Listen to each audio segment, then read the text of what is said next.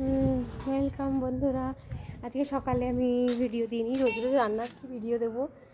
রান্না হয়ে সব কিছু কাজ টাজ কমপ্লিট, খাওয়া দাওয়া কমপ্লিট হয়ে গেছে। এখন ছাদে চলে এসেছি। এখন হালকা রোদ দিয়েছে, সকাল থেকে এখানে রোদ উঠেছিল না, এখন হালকা হালকা রোদ দিয়েছে।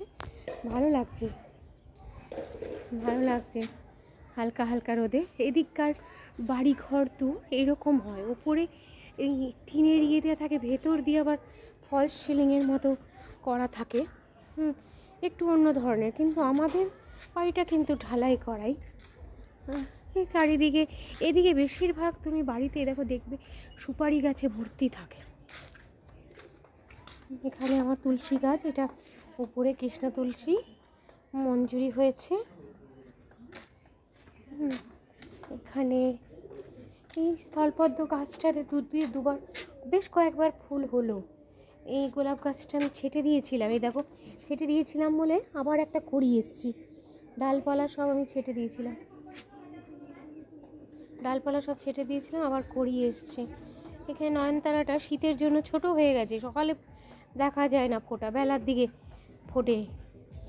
জবা গাছটারও ডালপালা হয়েছে।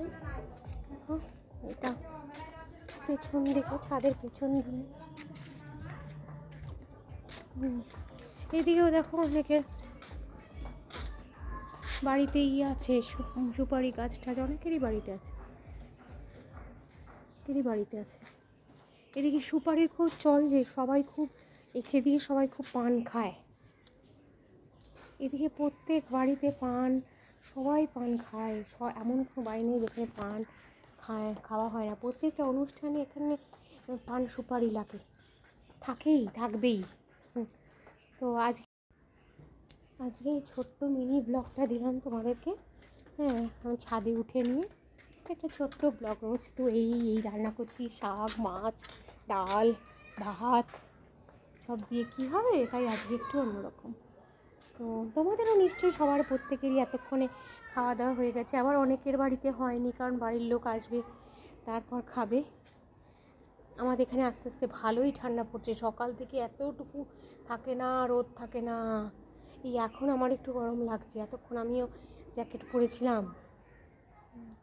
আশা করি সবাই ভালো আছো, ভালো থাকবে, ভালো থাকো, শীতটাকে এনজয় করো। টাটা।